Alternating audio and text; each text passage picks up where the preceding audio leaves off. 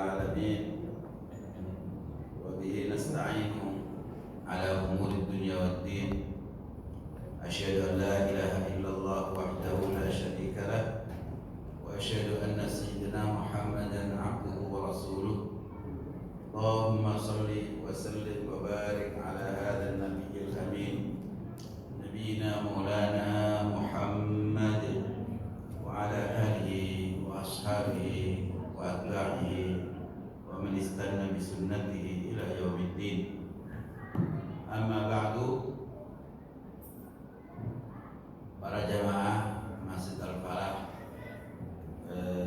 Perumahan Tegalasri Limus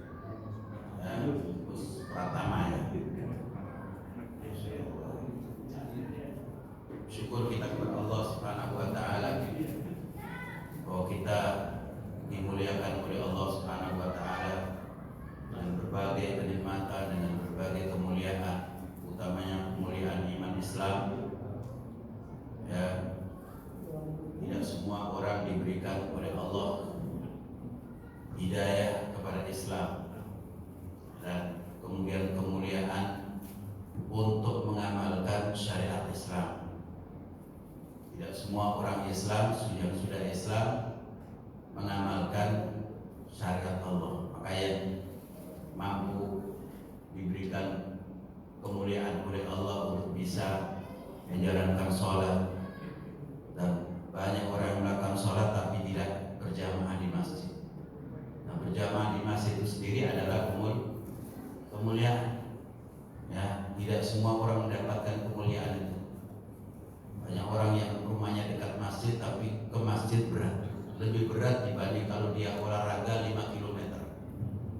Ya, masjid berapa langkah saja tapi berat, banyak langkah seperti itu.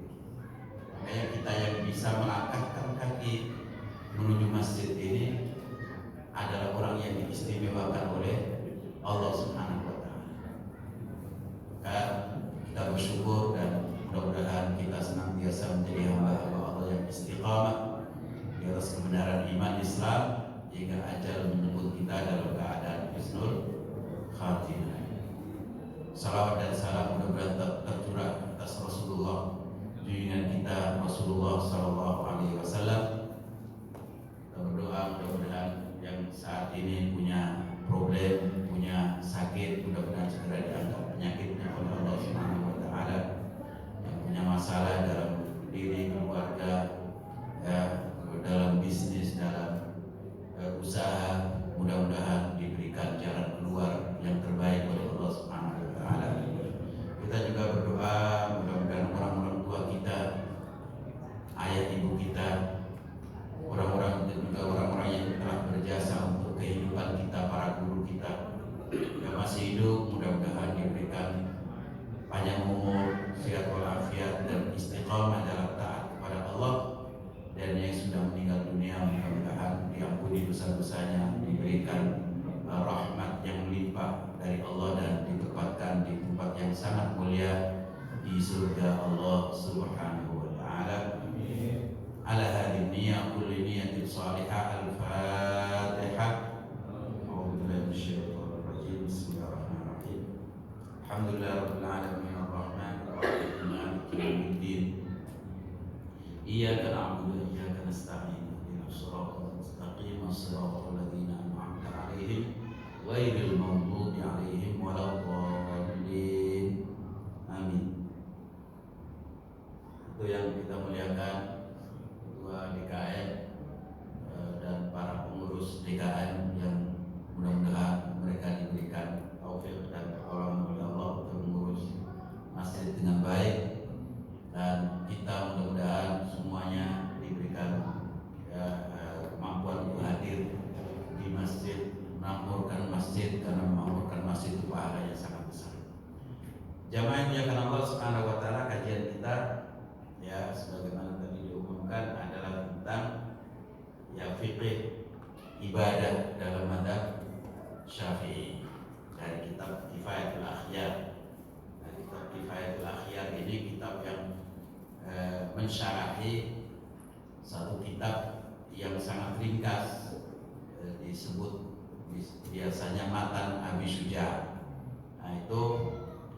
kitab yang ringkas tapi banyak yang mensyarahi, ya, Kifayatul Akhyar, Al-Iqna, Fathul Mu'in, dan banyak sekali ulama-ulama yang mensyarahi kitab ini, ya. Itu kitab yang muktamad yang menjadi pegangan di dalam mazhab Syafi'i, ya. Maka kita mengambil dari itu.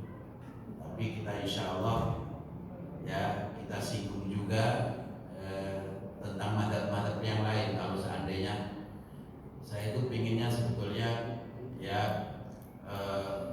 kitab yang ringkas tapi membahas juga beberapa mazhab, beberapa akwal, beberapa pendapat dari imam-imam yang lain, ya.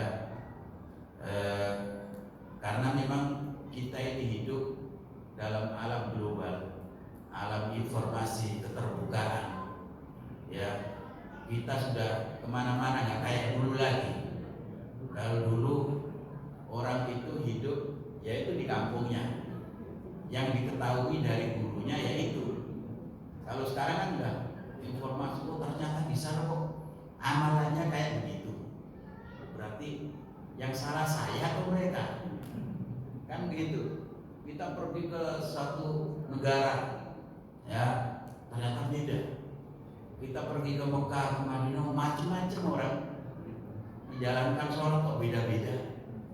Ada yang setelah Allahu Akbar sudah datang, Allahu Akbar sudah begini saja, tangannya nyelonjor ke bawah, ya kan? Ada seperti itu. Ada yang sedekapnya ada di atas begini, ada di bawah dada, ada di bawah pusat, dan macam-macam.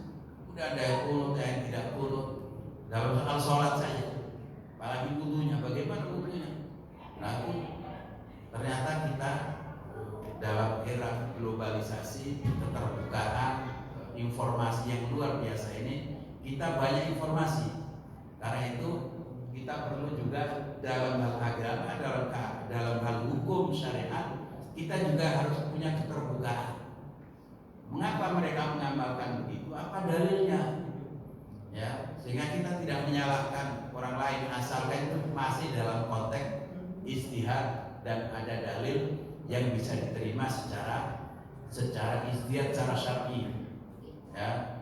Kecuali kalau ada pendapat yang tanpa dalil, ada pendapat yang dalilnya yang menyalahi apa yang ada dalam Al-Quran dan Sunnah, ya.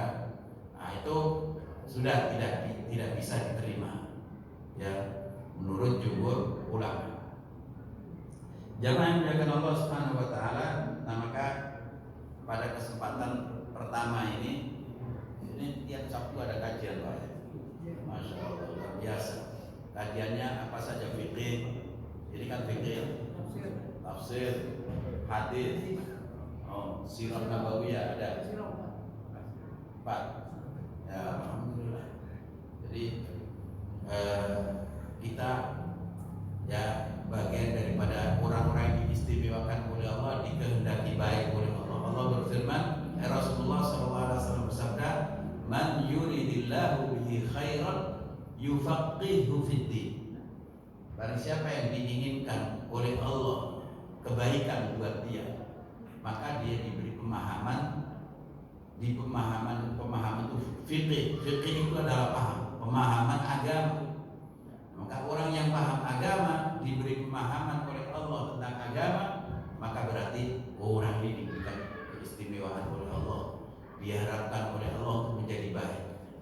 Tapi kalau orang tidak diinginkan baik, jadi orang baik, akan mendapatkan kebaikan dunia dan akhirat, sudah dibiarkan bodoh, tidak mengerti tentang agamanya. Karena kita itu hidup, ya, punya panduan. Panduan kita apa? Agama ini, agama Islam.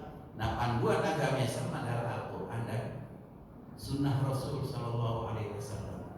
Hanya saja ada sebagian, karena umat Islam itu, ya manusiawi betul, bahwa manusia itu berbeda-beda tingkat pemahaman antara imam ini dengan imam yang lain, itu pemahamannya macam-macam juga, pemahamannya beda-beda. Ya, memahami satu ayat tidak semuanya sama. Kemudian perbedaan riwayat yang sampai kepada imam A beda dengan riwayat yang sampai kepada imam B. Nah, kemudian kalau riwayatnya sama, hadisnya sama, belum tentu imam ini memahami sama dengan imam yang lain. Ya, ada yang mengatakan, oh ini hadisnya dhaif, yang sampai ke imam A, oh hadisnya dhaif, makanya dia memberikan hukum A. Ternyata hadis yang sama sampai ke imam B, ini hadis ini ternyata sanadnya sahih yang sampai ke beliau, maka dia menghukumi hukum yang lain dengan hukum yang ditetapkan oleh imam A tadi. Jadi banyak faktornya. Karena itu tidak serta-merta kita menyalahkan imam ini, imam itu. Oh, imam itu salah itu. Nah, ya kita lihat bagaimana sumber yang dia pakai dan bagaimana dia memahami sumber tersebut. Hadis atau dalil yang dia pakai dan bagaimana dia memahami itu. Kan begitu. Apakah dalilnya sahih, riwayatnya sahih atau tidak? Nah, kemudian ketika sama-sama sahih, bagaimana imam A memahami ini dan bagaimana imam B memahami ini. Karena itu ya kita kalau tahu masing-masing ya pendapat imam, bagaimana dia cara memahami, maka kita tidak akan menyalahkan orang lain yang mengamalkan yang beda dengan kita. Gitu. Baik, kita akan bahas karena fikih ibadah. Ya, ibadah yang pertama adalah apa? Sholat, ya, rukun Islam. Ya, yang pertama tentu 2 kalimat syahadat, dan 2 kalimat syahadat itu adalah bagian daripada akidah. Asyhadu an la ilaha illallah wa asyhadu anna Muhammadar Rasulullah. Rukun Islam yang pertama itu kemudian dirinci dalam rukun iman. Menjadi rukun iman, la ilaha illallah Muhammadur Rasulullah, kemudian dirinci menjadi rukun iman yang 6. Beriman kepada Allah, beriman kepada malaikat Allah, beriman kepada kitab-kitab Allah, beriman kepada rasul-rasul Allah. Nah, bagian dari Muhammadur Rasulullah itu rasul-rasul Allah. Nah, rasul-rasul Allah artinya rasul yang terakhir adalah kita yang kita ikuti, dan kita beriman kepada semua rasul, sekalipun kita mengikuti Rasulullah Shallallahu Alaihi Wasallam ya sebagai panutan kita. Beriman kepada rasul-rasul, kemudian beriman kepada yaumul akhir, dan yang terakhir yang keenam beriman kepada Allah dan Qadar. Nah, itu rincian dari rukun Islam yang pertama. Asyhadu an la ilaha illallah wa asyhadu anna Muhammadar Rasulullah, dan ini adalah kunci Islam, kunci untuk masuk Islam. Kalau orang mau masuk Islam nggak punya kunci ini, sudah nggak bisa, nggak dikatakan Muslim, dan dia tidak punya kunci untuk menuju surga. Nah, kita ketika sudah mengucapkan 2 kalimat syahadat, maka berarti kita sudah punya kunci untuk masuk surga Allah Subhanahu Wa Taala. Nah, kalau orang tidak mau, makanya kita tidak boleh percaya sekalipun siapapun juga, apakah intelektual muslim, ulama muslim, profesor, doktor, kalau mengatakan semua agama sama dan semuanya bakal masuk surga, jangan percaya, karena mereka nggak punya kunci. Yang punya kunci kita, ya, yang punya kunci kita yang sudah mengikuti ajaran Allah Subhanahu Wa Taala. Ya, baik. Terkait dengan sholat, tentu yang pertama kita bahas adalah soal wudu. Soal apa? Wudu. Al-wudu itu secara bahasa wudu dari kata wadha'ah. Wadha'ah itu bersinar. Kayak orang yang ahli wudu itu wajahnya bersinar, wajahnya cemerlang. Ya, ahli wudu. Nah, orang yang kita bisa membedakan dalam sholat, banyak berwudu dengan orang yang tidak pernah sholat. Ya, dari sisi wajahnya saja sudah kelihatan. Nah, apalagi nanti di akhirat.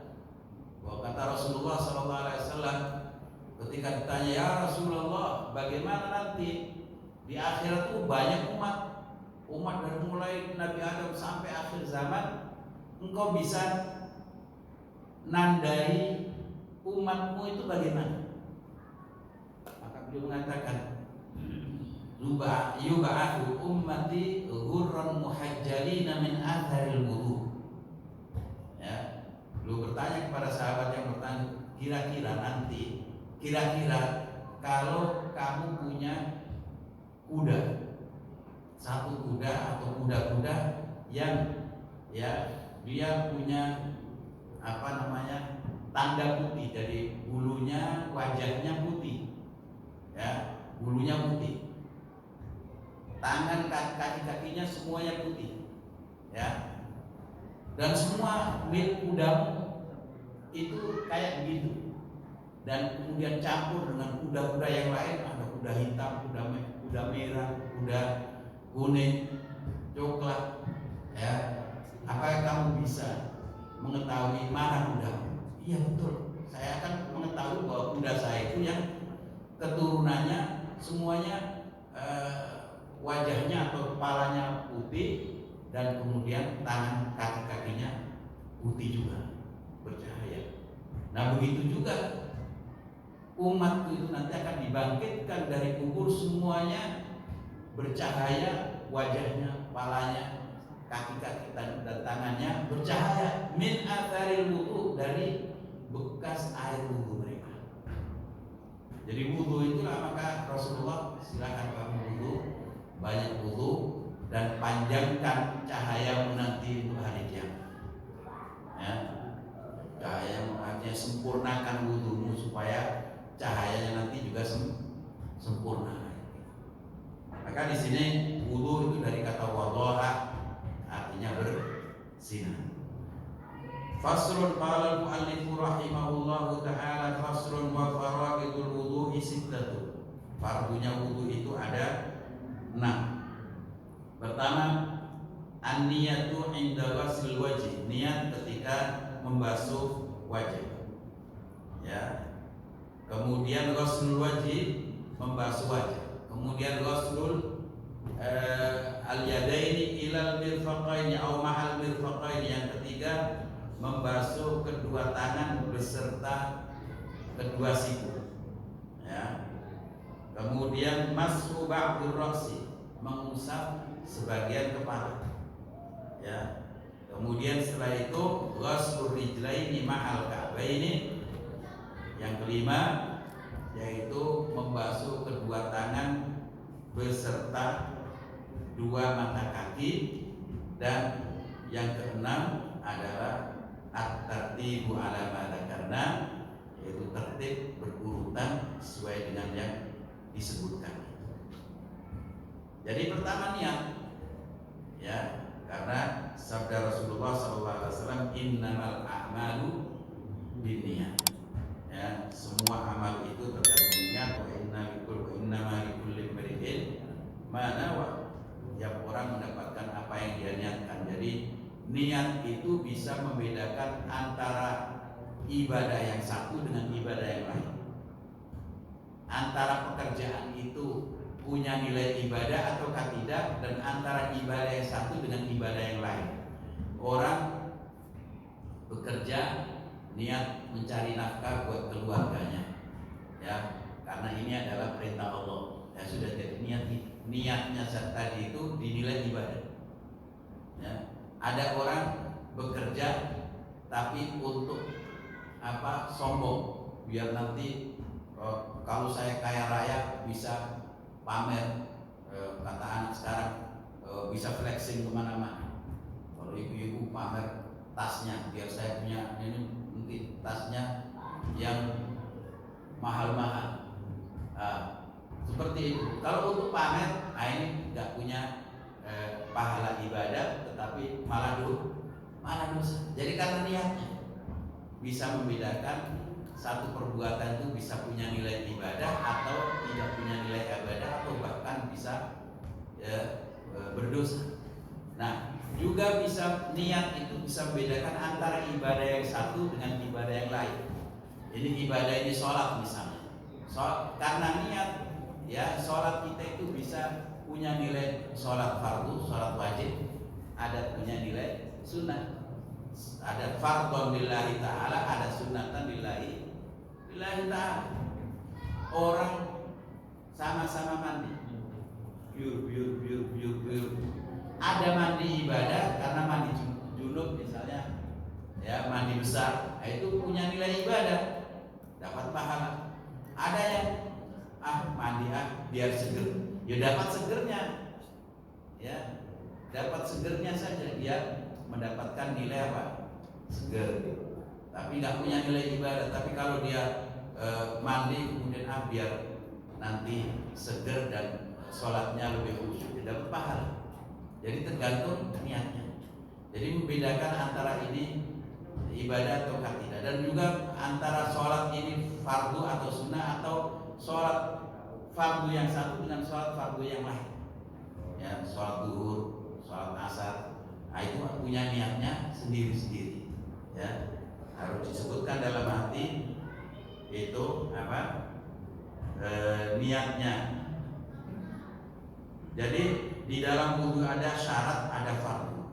Nah, syarat itu antara syarat dan rukun, kita seringkali dibahas oleh para ulama antara syarat dan rukun. Syarat itu sesuatu kewajiban untuk sahnya suatu ibadah, tapi dia terpisah dari ibadah tersebut. Sementara rukun itu menjadi ya syarat keabsahan ibadah itu, tetapi dia ada di dalam bagian ibadah tersebut. Ya, misalnya fardu itu tidak mungkin orang sholat itu kecuali dengan wudu. Maka wudu ini disebut syarat, bukan rukunnya sholat. Ya, karena apa? Dia terpisah dari sholat. Dia terpisah dari sholat, di luar sholat ya.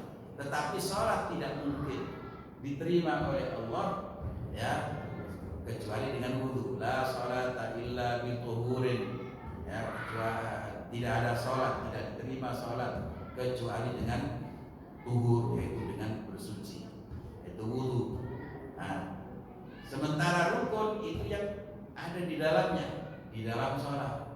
Ya, niat itu ada di dalam sholat. Niat mesti harus dimulai dari niat. Begitu juga niat di dalam wudu itu fardu karena ada di dalam wudu. Ya, makanya niat itu tidak boleh sebelum wudu. Orang sebelum wudu sudah niat. Ya, sementara ketika dia basuh ini niatnya di luar, nggak sah. Ya, niatnya mesti barengan dengan ghusl wajib. Makanya disebut oleh muallif di sini an-niyatu inda ghuslil wajhi, yaitu berniat saat apa? Membasuh muka. Membasuh muka itu yang pertama kali pun fardu wudu pertama itu kan membasuh muka. Nah, itu niat itu harus barengan dengan kita menjalankan awal dari wudu. Jadi niat itu dalam definisi para ulama adalah tekad yang kuat bersamaan dengan pekerjaan. Dengan pekerjaan. Pekerjaan kita berupa wudu, maka tekad kita, keinginan atau maksud kita itu dalam hati ketika kita menjalankan. Kalau sebelum itu bukan niat, disebut azam. Disebut azam. Jadi punya keinginan yang kuat, azam. Kalau punya maksud biasa, saya ingin besok mau pergi ke Bogor misalnya. Itu bukan niat. Namanya apa? Azam. Namanya baru maksud, ya, punya keinginan. Nah, tetapi niat itu ketika kita sudah jalan, saya jalan ke Bogor. Nah, itu niat. Itu disebutnya. Nah, begitu juga wudu. Nah, saat kita membasuh muka itulah ada niat. Tapi kalau sekalipun kita lafalkan itu belum termasuk niat. Nah, misalnya sebelum wudu kita baca nawaitul wudu, akan ada sebagian ulama melafalkan lafaz niat itu dianjurkan, ya, dianjurkan untuk mengingatkan hati kita. Tapi kalau orang melafalkan niat usolli atau tapi di luar sholat, masih belum takbiratul ihram.